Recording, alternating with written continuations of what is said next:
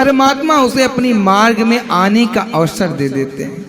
और 3 साल तक अभी 3 बार उन्होंने आपके आसक्ति को तोड़ने के लिए कृपा, अति विशेष कृपा करने के लिए उन्होंने कार्य किया। उस समय हमें बड़ा कष्ट होता है कि परमात्मा हमारे साथ क्या कर रहा है। क्यों? क्योंकि अज्ञानता के कारण हमें समझ में नहीं आ पाता कि वास्तव में अति कृपा तो ये अब कर रहा है, लेकिन कष्ट होने के कारण, अज्ञानता के कारण हमें बहुत परमात्मा से द्वेष भी होता है कि मेरे साथ ही ये सब करना था। लेकिन फिर भी कहकर भी इस पे विश्वास रहता है। उस समय मन से विश्वास इस पे रहता है, लेकिन अत्यधिक दुख होने के कारण हम दोषित भी कहते हैं परमात्मा।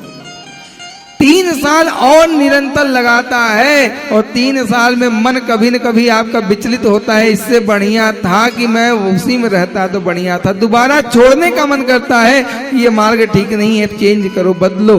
अगर उस समय आपने मार्ग को बदल लिया तो समझ लो परमात्मा आपको फेल करना चाह रहा है, पास करने वाला नहीं है। यदि आपके अंदर धैर्य परमात्मा बांध दिया और फिर मन विचलित हुआ, फिर इधर आ गया, तो ये समझ लो अगर 3 साल आपने परमात्मा के मार्ग में चल लिए तो 3 साल बाद अपना लेता है। और अपनाने के बाद इतना देता है महाराज जो आप कभी अर्जन नहीं किए। और इतना देने के बाद क्या होता है, जो लोग आपसे दूर भागते थे, जो लोग आपका फोन कॉल मैसेज देख करके महाराज इग्नोर करते थे, जो लोग आपको अपशब्द कहते थे, वही माला लिए लिए आपके पीछे टहलेंगे।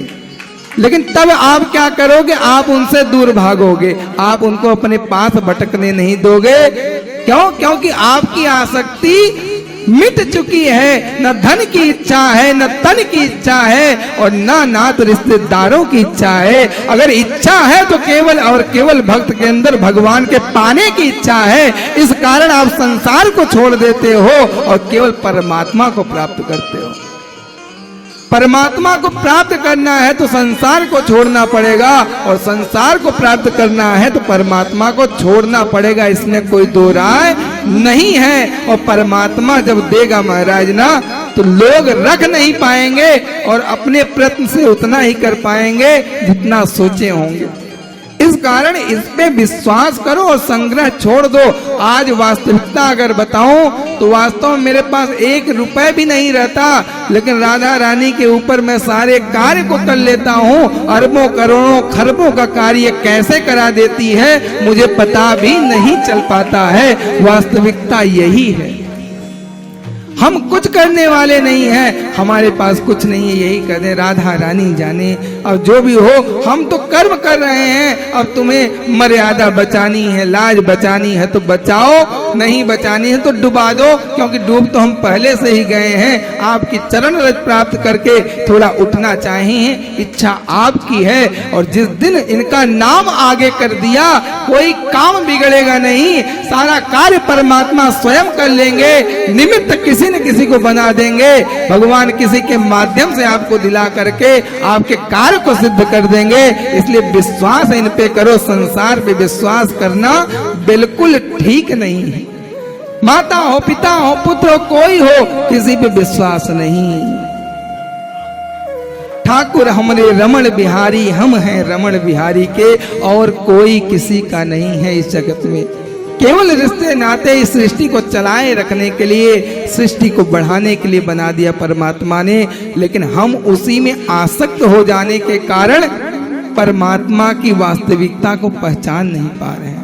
दूर भटको, दूर हटो संसार से, रहो संसार में, लेकिन संसार आप में ना आ जाए।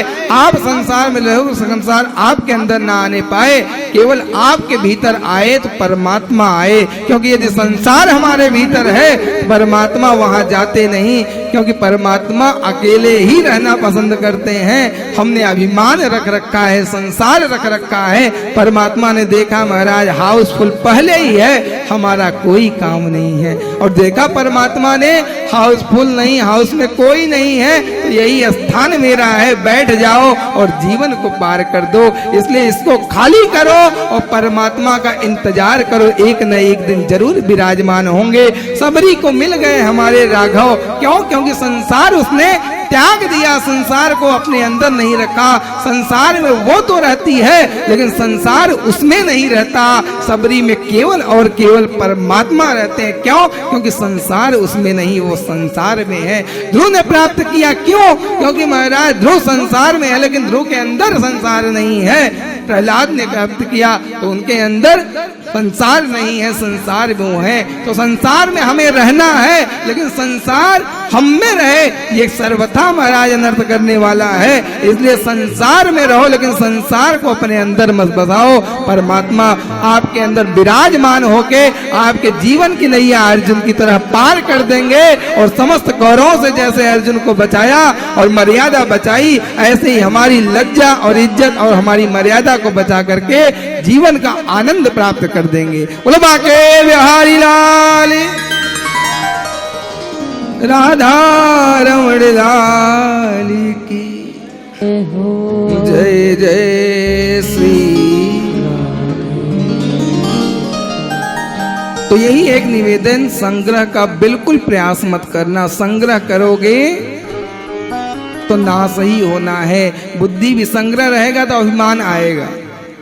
संग्रह का सलाह मैं क्यों नहीं दे रहा हूं, उसका कारण क्या है? क्योंकि संग्रह जब रहेगा तो हमारे अंदर अभिमान आ जाएगा। अभिमान कैसे आएगा? क्योंकि हमें पता हमारे पास बैंक बैलेंस करोड़ों है, अरे कोई दिक्कत आएगी देख लेंगे। तो परमात्मा याद नहीं आएंगे, अपने पैसे याद आएंगे।